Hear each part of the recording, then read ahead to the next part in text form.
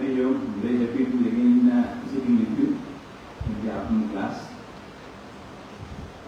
We will be talking about God, Ishvara, Brahman, Avataras, and lastly about the Guru, who is also the most visible manifestation of Ishvara.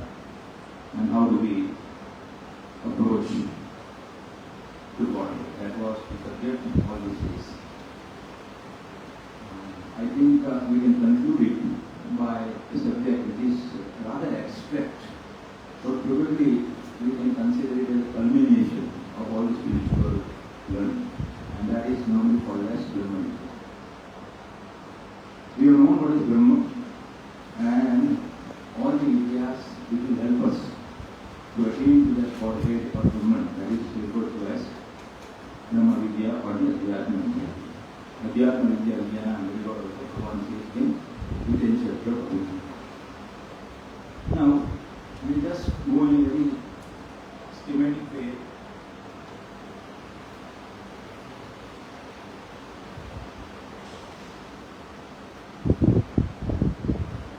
About the whole process, right? When we want to attain to such a lofty objective, there are various steps or there are various means which are used in this process. Right? Because here we are thinking of reaching to the highest here, what is called as Vastu. Right? So, what are the means? So, first of all, in your life, in spiritual life, you will start with what is called as Paramparagat means or the traditional means. Right? Which are they? We shall not go into the details, but just if you can remember, they are considered as dharma.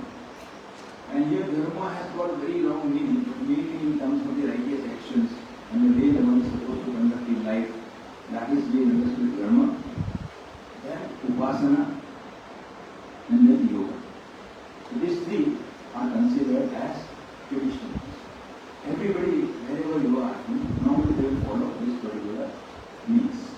Whatever be the end objective, people will normally follow, try to do right years, try to practice yoga as we saw in International Yoga Day. People understand yoga means Raj Yoga. That's fine. And ultimately it brings about the harmony in the inner constituents of the body. And although yoga is Dvaita, in the Shaktarshan also, it has got a very important place. And like Sankhya, it is very close to that Vedanta, which ultimately we want to go about. So, although yoga is basically a dualistic darshan, and there the concept of Ishvara is very different, that you might have studied in the Yoga Sutra subjects also. But ultimately, yoga as a sadhana cannot be ignored by anybody, even by a student of Vedanta.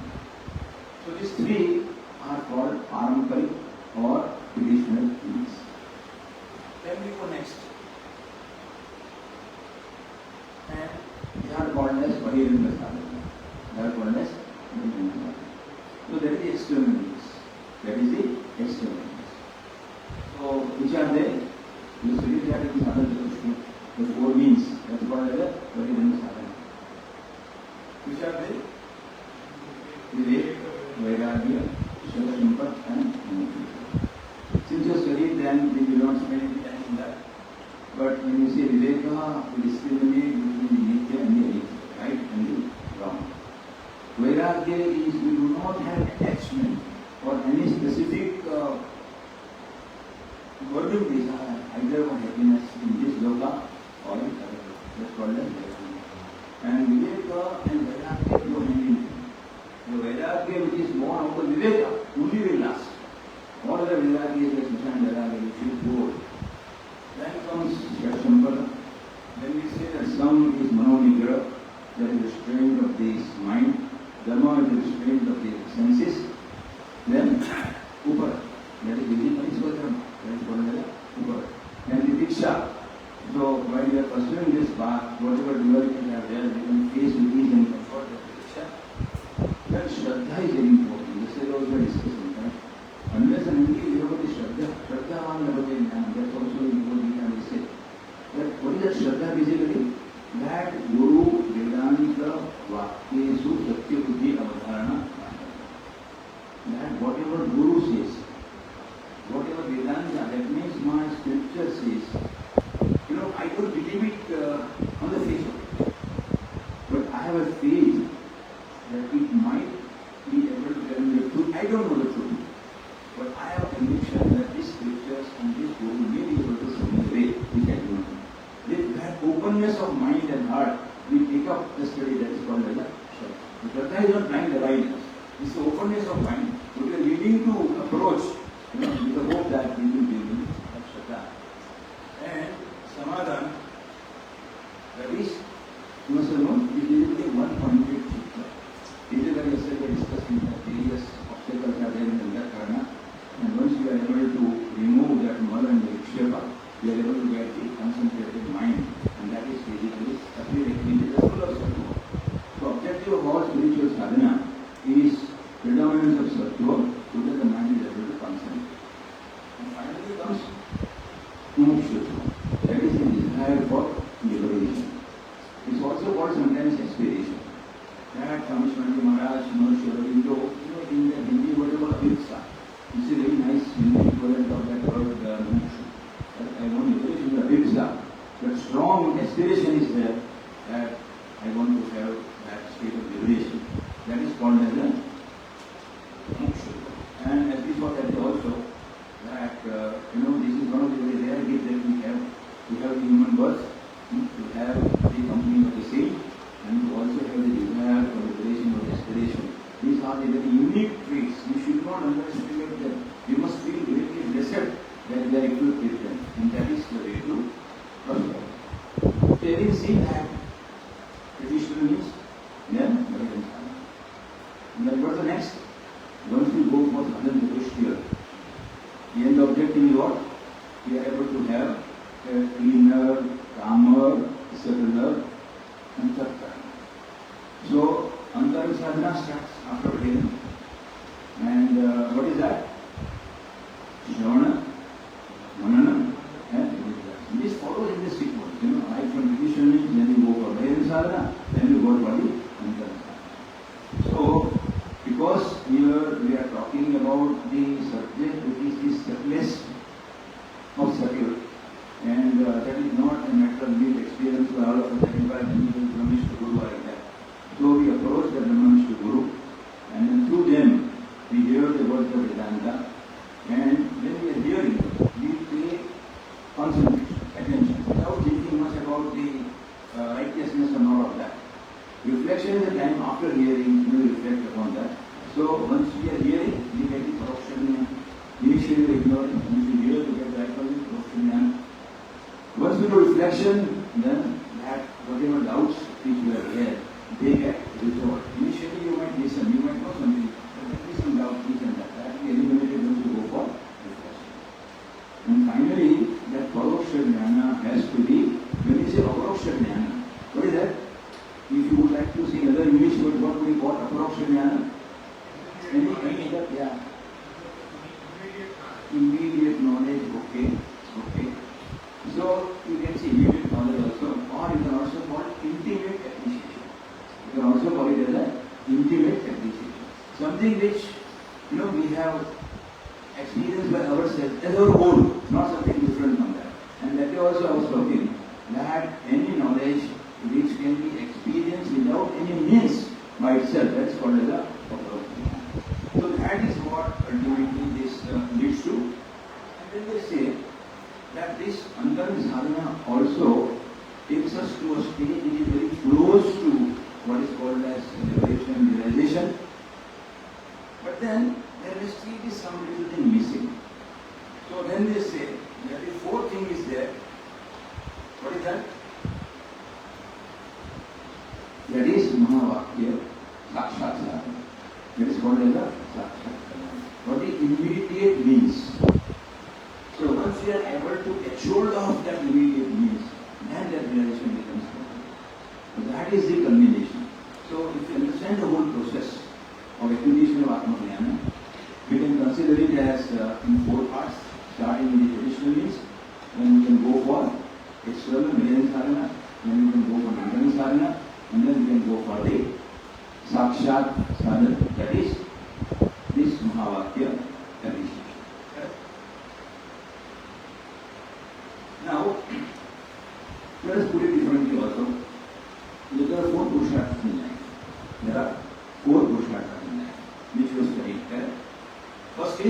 Artha.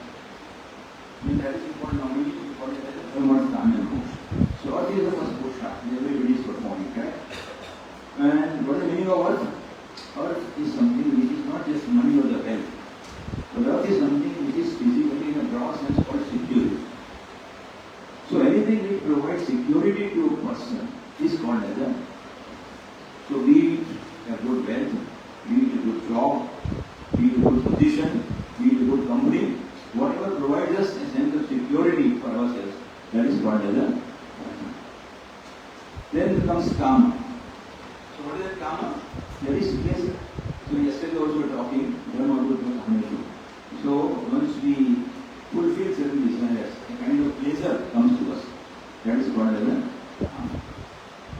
Dharma has got so many meanings, but mainly here we say that what is Dharma is the path of righteousness as prescribed by the Vedas. So whatever is ordained by the Vedas is Dharma. And whatever is prohibited by Vedas is Dharma. In a very simple way, we can define like this. So Dharma. And finally comes the moksha.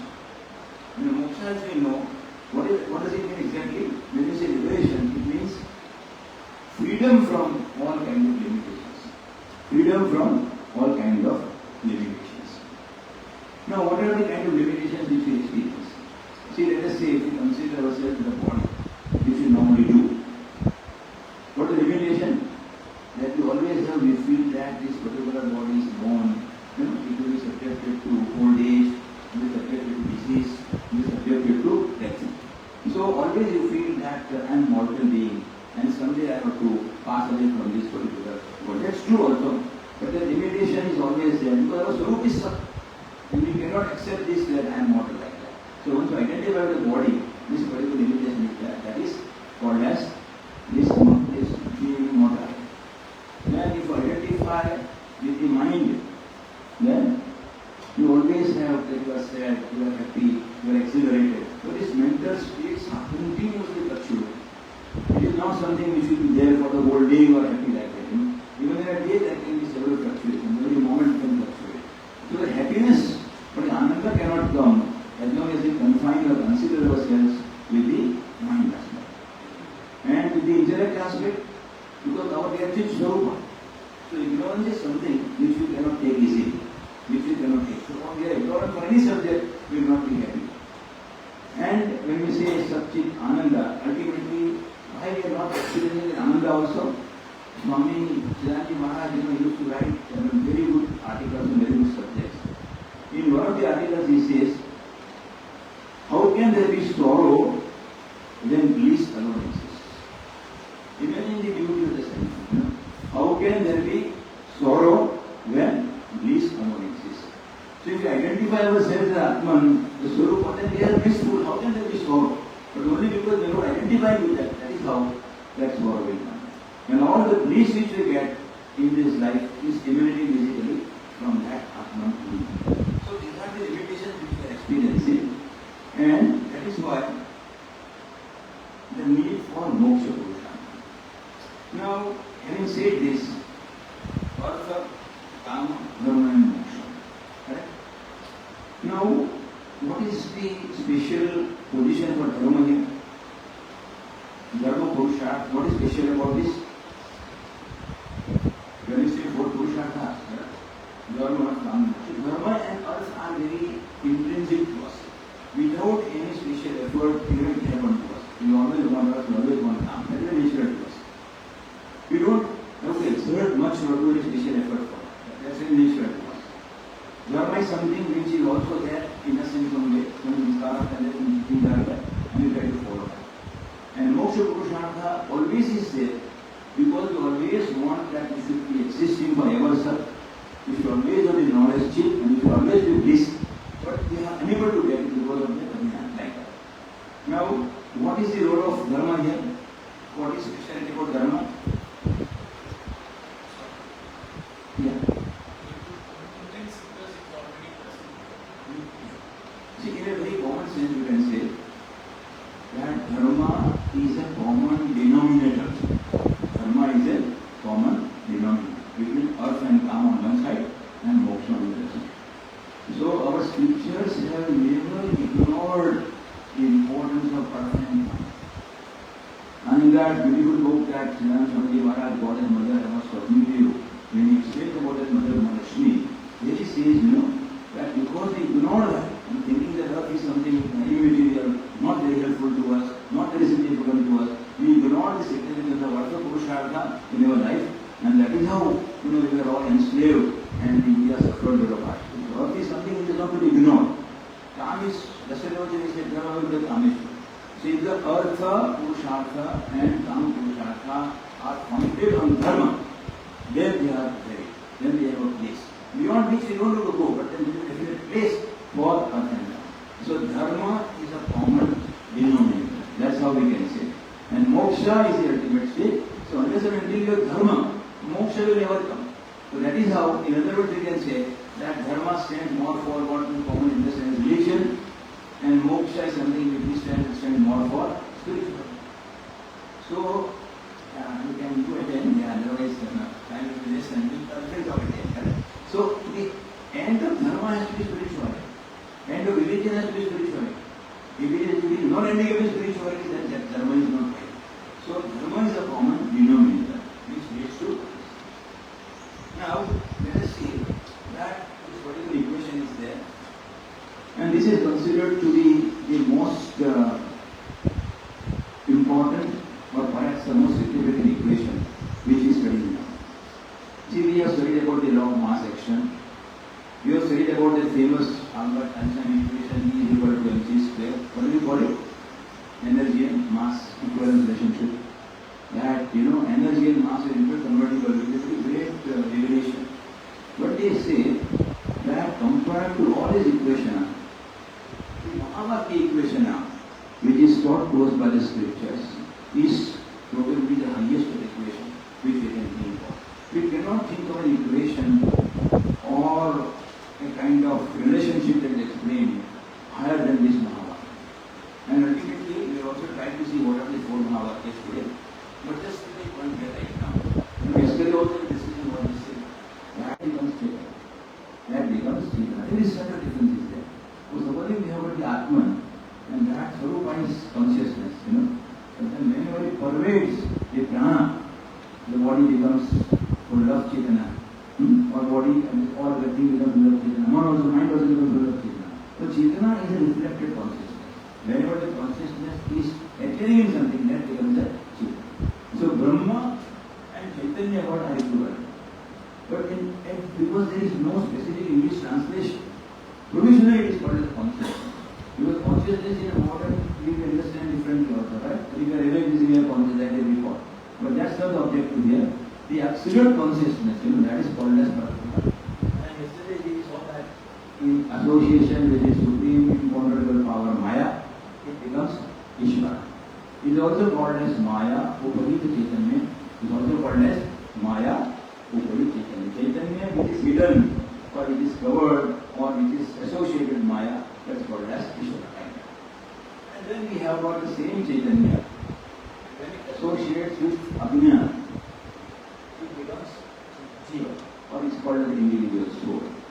If we say equation like this, that Brahma plus Maya is equal to Ishvara, and we say that Brahma plus Abhinaya is the Maya reflecting in individual. The Maya is Samasta, Abhinaya is yes. So when it reflects in the individual, then that is called as ignorance. And ignorance of not any other subject. We might be enlightened and we might be educated about all the subjects of the world, but we can still be ignorant about our own real innermost self. So as long as the jnana is there, then that is called as a jiva. So now, what is the equation here? Well, suppose if you can remove the maya or the abhinaya, right? Abhinaya, Ishvara has no problem. The problem only has got a jiva. Ishvara, we don't worry about the Ishvara, because maya is controlled and Ishvara has no problem. The problem is only for the jiva. That because it is bound, because it is under the influence of the abhinaya, all kinds of limitations they are facing. Because it has attachment with the body, mind, apparatus. So this abhinaya has to be eliminated. And abhinaya has to be eliminated by various spiritual sadhana. We just try to conclude today also that how this Mahavakya, there are three different prakriyas which I sadhanayos are showing us, There is karya karana vivek, avastha traya vivek and panchakosha. It's a very detailed subject of Vedanta study. But by these techniques, we are able to overcome the influence of Ajnana. When the knowledge of the soul comes in Ajnana goes. So in that case, Brahma or whether you call Ishvara or whether you call Jiva, both are Chaitanya. Both are Chaitanya. This is equation. What is that? Equation of identity of individual Jiva with that of Ishvara. Now we believe how is it possible? Because this Ishvara is all pervading, omnipresent, omnipotent, omniscient, I am limited, I have got this limited existence. How can it be like that? That is all because of the influence of the Ajnana which is there. So the entire goal is that this particular Ajnana can be eliminated. If it can be overcome, in that case, you can have the identity or the sense of Aikya or the sense of equality with the Ishvara. Now the real problem is, having seen this equation also, what is the actual problem? One side is Ishvara. Now we always know that Ishvara is all pervasive. It is taught to us several places, and we have no doubts about it. That in any object, everywhere in the world, we can see Ishvara is there, all pervasive is there. There is no doubt about it. But what we do not perceive about Ishvara is Paroksha. Ishvara is not Aparoksha. I do not feel that I am Ishvara. Even though it is told 100 times, 1000 times, several times by the Mahapurushas, by the scriptures, we have faith that this is right. But still, that feeling doesn't come to us. That I am Ishvara, I am the Sarvatma, I am pervading everywhere. That feeling doesn't come.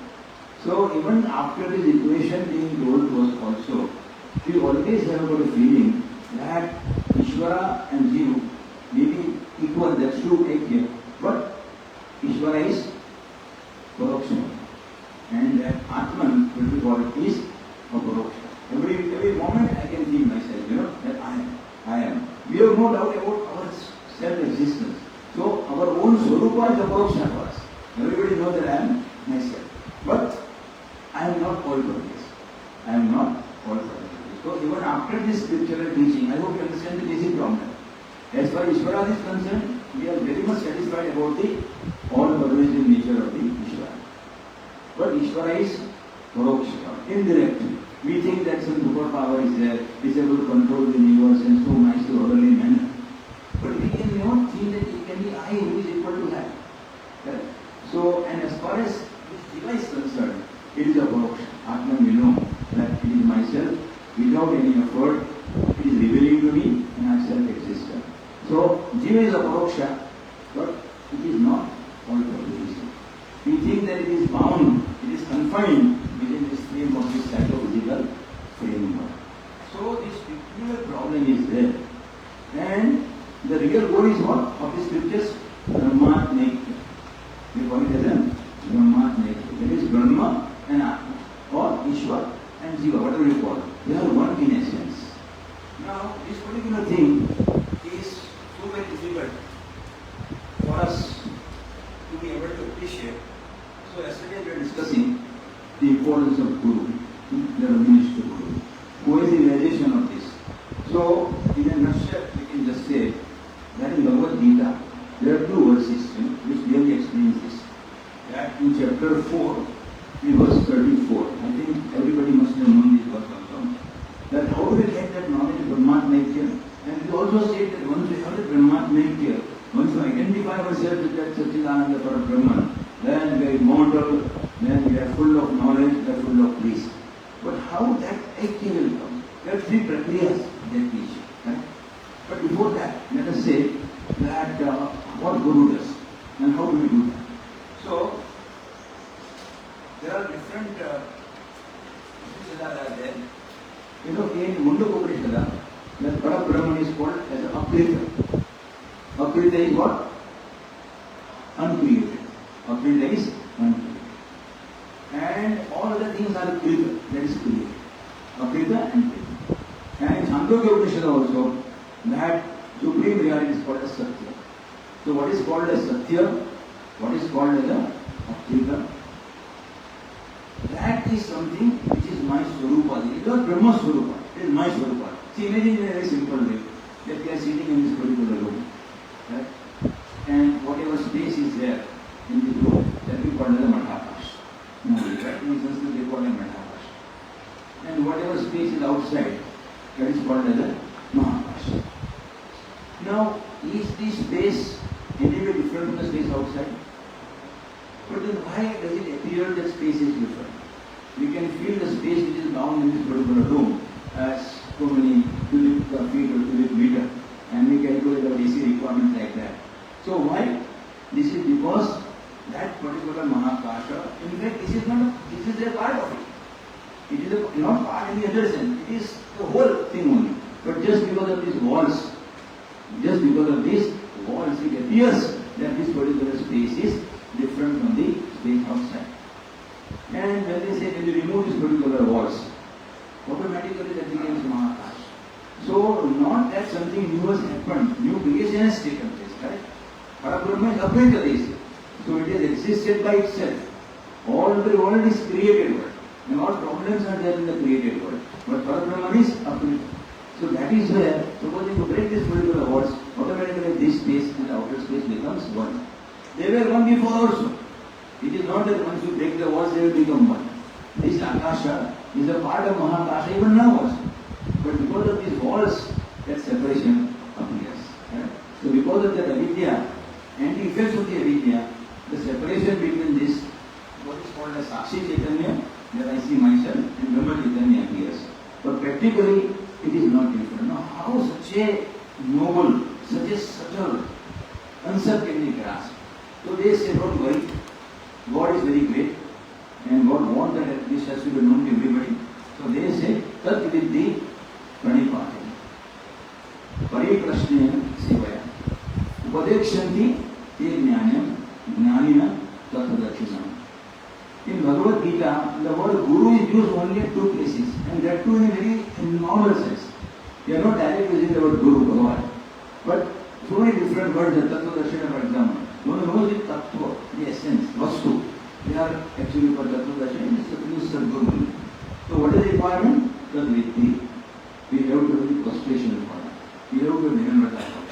Unless and until that Tat Viddhi means you know, Pranipati. That is not physical namaskara only, but then all sorts of layers, implicit and explicit submission at the feet of Guru. That is what that Viddhi, you know.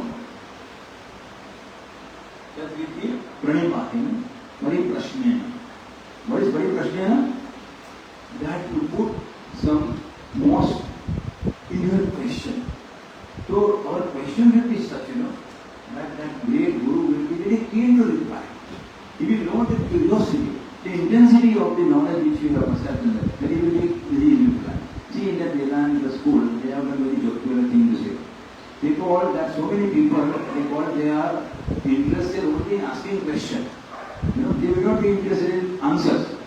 They will know how good question is. They will ask a question to other people, what attention other people. Oh, in Vedanta, they call it Krishnananda, that's how they call it. So they are happy only in asking questions. They are not keen about answer actually. But that kind of question will not help you. But Pariprashnena is something so inner question that you have, that if you ask that particular question, automatically, that Guru will be impelled to reply. Now, we got much of a time, but just to do illustration. At the end of the 7th chapter in Bhagavad Gita, the Jnana Vijnana Yoga, what we are discussing, Arjuna is very confused about various things. Adipodi, Adipodi, what we are discussing, the same thing was there in 7th chapter. And then Arjuna asked Bhagavan, Kim Brahma? What is Brahma? Kim Adhyatma? What is Adhyatma? Kim Karma? What is Karma? Kim Adibhutam? What is Adibhutam? Kim Adidevam? What is Adidevam? Kim Adiyagna? Which we did not discuss actually. What is Kim Adiyagna? And Jnana Kare Chakatam Niyosi Nikarmati. The one who is self-restrained, how will he be able to attain Godhead at the time of departure of his physical body? So these are so beautiful questions which he sets at the end of the 7th chapter. And then the entire 8th chapter, Akshar Brahma answers all these questions. So what is important to says that our question has to be such that full of love and reliance will come from the Guru and they will be able to tell us the answer. Tat Viddhi Pranipādena Pariprasnena Sevaya. So what is Sevaya? Serving the Guru. And serving the Guru doesn't mean only physically serving the Guru. That is minor part of service. But Jayant Swami Maharaj always used to say that to live as per the Upanishad, as per the teaching of the Guru is the greatest service. There is no greater service than living the life in consonance, in accordance with the spirit and teaching of the Guru. Other service is okay, but this is a real service. So these things are there. And that in the same this chapter also, again Bhagavan says that Shraddhavan Lavade Jnanam Tatpada same thing. Jnana Tattva Paramandi Matena Directly. The higher version of that. That Shraddhavan, if you are full of Shraddha faith, Shraddhavan Lavade Jnanam Tatpada, very keen, very devout, and Sanyadeendriya, restraining on the senses. In that case, that particular knowledge is revealed. Guru helps us. So here this is the significance of that particular Guru that we have taken. Now, again, let us come to this core subject what we are trying to discuss today. That how that particular equation is there in the equality of Jiva and Ishvara can be revealed to us. See, there are various definitions of the Brahman. I think this time will not permit us right now. I just take one small sentence, otherwise time will run out. They say, Yato Vachu Nivartante Aprapte Mantrasam. So, the Parabrahman, how is that? It is so certain that it is beyond the reach of the mind and the speech. These things are not going to be enough. And Yato Emani Bhutani Jayant Yen Jatan Jevanti. So, it is that Supreme Parabrahman is that essence, that reality from which the whole world has emanated, in which the whole world is living, and in which the whole world will emerge. So this is a very broad definition of Parabrahman. So many other slokas are there. Now, having said that this particular these limitations are there, what is the solution now? Because normally you are studying in that chapter also that what are means of knowledge, Pramana Punyana. Mainly you are studying in that subject. These are the two main means for knowledge. One is prefix is okay, then perception. That is only protection, right? And then comes Anumana, two are made. So, whatever knowledge we can gain by this Jnanendriya, that is called as a prefix or perception. And Anumana is by inference, right? And other Brahmanas are there. So, they say that this subtle is so subtle that this perception, inference, and this kind of means are not going to help. So what is going to help? That Vedanta. So Vedanta, according to Shadasana, is one kind of philosophy. But they say that Vedanta is not philosophy, but that is Shabda Praman. And it is the very Praman by which that particular knowledge can come to us. Right? So only and only because we have to take recourse to Vedanta, the scriptures, and which is expounded by Gurus who are self-reliant. Only then that knowledge can come. Now, since the time is not much, I will make it very brief. How Guru does it? How does Guru do it? Because as we know, this process is so intricate, and to be able to feel, because we are so much bound to this physical, psychological frame, that to be able to rise above that, and to be able to attune with that Parabrahman is not easy. So, in Vedanta, there are three prakriyas, they call. They call three prakriyas. Prakriyas are methodologies by which this particular knowledge of oneness between Jiva and Ishvara is established. And that is also stated by Mahavakyas. And before I talk about that Mahavakya, let me just say four Mahavakyas, which I miss. I don't know this that also. So first Mahavakya is Tattvamasi. And that is called as the Upadeshvakya. That is called as the Upadeshvakya. So what is that?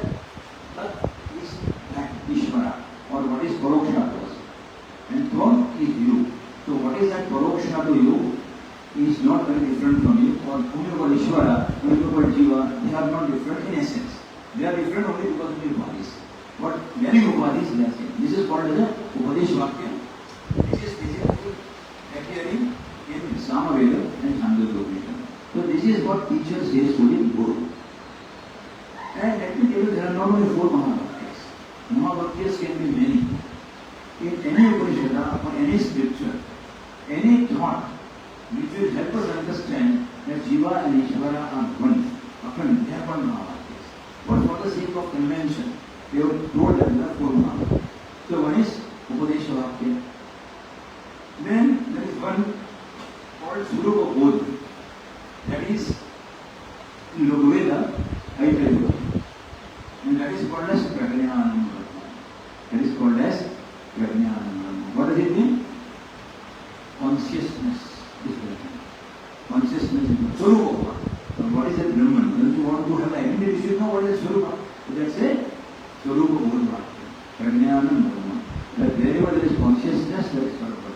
And wherever knowledge will come, any kind of knowledge, not Atma-jnana, even physical science, consciousness is essential. Where there is no consciousness, there can be no knowledge. So for any kind of knowledge, then comes Aham Brahmasmi, Manasandhana Vakya. That comes from Yajurveda, Upanishad. So teacher has told that Tattvamasi. Here again we learn Prajnanam Brahma. And now a kind of a conscious effort. Then when you meditate, what Nidhyasana is called, this is a method for meditation. That Aham Brahmasana is called Aham Brahmasmi. That is called Brahmakara Vritti. So Vishakara Vritti transforms into Brahmakara Vritti. So that is Aham Brahmasmi. And finally, there is Anubodha Vakya. That is Ayam Atma Brahma. The Mandukya Upanishad. So you are meditating about I am Brahman, and finally you are realizing that, having constant realization, I am Brahma, I am Brahman's realization. So whenever you have got a time, you can always pursue the deeper meaning. There are so many great scholars, there will be beautiful commentary about it. But I think I am just trying to introduce something if you have not introduced before. But these 4 Mahavakyas is called the Sakshat Sadhana. And if you are able to understand the deeper imports of that, and if you are able to intimately live up to that, then that realization is coming. Now very briefly, we just want to touch upon the 3 prakriyas, or the 3 procedures which these great teachers are doing. The first is Karya Karana Prakriya. The first is Karya Karana Prakriya. We have discussed before also. I will put you very quickly in summarized form. Now Karya Karana Prakriya is there. So let us take example of that one particular citation which is very common. Brahma Satyam Jagat Mithya. If I understand this. So what is Brahman here? Cause or effect? It is cause. And it is also called as a causeless cause. Because for any effect there will be a cause. For any effect there will be a cause. And if you go on probing, then you get a fruit, again there will be seeds, leaves like that, you go on. So ultimately you go to a point which is causeless cause. But then still we can cause causeless cause. So Brahma Satyam Jagat Mithya. So that causeless cause, Brahman is Satyam, supreme reality. Then say that there is Akhrit also I say, correct? Now when the creation will take place, Jagat will come. So Brahma Satyam Jagat Mithya. Now that is also we discuss what is Mithya. So Mithya, what does it mean? It is not truth. It is not true, and it is not false, may not be any good expression. It is not tuchha. See, there are 2 things. Satya means Brahmavidya. So one that exists in all times is called as a Satya. Okay? Now, this world is, any point of time, there is not like that. It constantly keeps on changing. Intrinsic properties, it will not change. So Brahma Satya, Jagat Mithya. It is not Satya because it keeps on changing. And it is not tuchha. Tuchha is normally considered something very small as tuchha, but not that way. Tuchha is something which is non-existent. Tuchha is something which is non-existent. It is not that also, because it is existing as a matter of experience now. So, when it is a Brahma Satya Jagat Mithya, that means that Jagata is not truth, but it is Mithya, it is a matter of experience. It is the effect, and there is a cause. So, and one more thing, Brahma Satyam Jagat Mithya, Jiva Brahmaiva Napara. So when they say that this Jiva is experiencing this Jagat, is not different from Brahman. So there are 2 aspects. Brahman we have seen in detail. The first message that they give is that that Brahma is created, Jagat is come from the Brahma. Now they say Brahma and Jiva are same. So the actual meaning of this particular teaching, Karya Karana Prakriya, is only two runs. The first part is Brahman and Jiva are same. They are not different. And second thing is, this Jagata is not different from Brahman. Why? Because Satchidananda, what is there in Brahman, is there in Jagat also. But Namarupa is there in addition. So Jagat, Brahman is there in Jagat, but Jagat is not Brahman.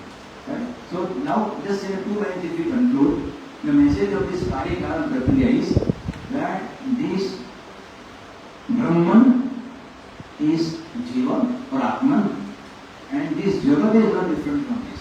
Because it has come from Brahman and I am the same as Brahman. So I and Jagat are not different. I should not see Jagat as different from me. And they call it as Sarvatma. They call it as this is a very beautiful word in Vedanta. Sarvatma Bhav is I consider myself as if Atman of not just this particular body, but all the beings. So this is the first Prakriya, it is called as Karya Karana Prakriya. Second is called Avastha Traya Prakriya. So Avastha Traya means we have got a waking state, we have got a dream state, and we have got a Sushupti, dream state. So whenever we are awake, at that time Swapna is not there, Sushupti is not there. Wherever we are in the dream state, other things are not there. So these three avastha, Jagrat, Swapna and Sushupti, they are also not the ultimate avastha, but what is common in these three avastha? Consciousness. Because consciousness is there, we are able to connect between the awake state, dream state and the deep sleep state. It's a very long subject for discussion, but let us put it right now that this consciousness is common to all these three, and that is also referred to as the Turiya avastha. And the main message of this avastha prakriya is that subject-object relationship what we have been discussing so far, all these days, that Jiv, Kshetra and Kshetra and Nakshana like that, they are also superimposed upon consciousness. So the subject-object relationship is also not real. So supposing we are asleep in Sushupti, at that time there is no subject, at that time there is no object.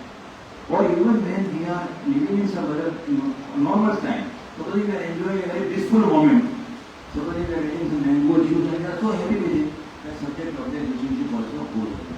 So all the attributes of subject and object, that Jnana and Gniya, Karta and Karma, all these are not a part of reality. They are only superimposition of them. So this is called as Avastha Traya, which is also very important in Mandukya Upanishad if you read. That's the whole essence. The last thing is Taittiriya Upanishad, that's called Panchakosha.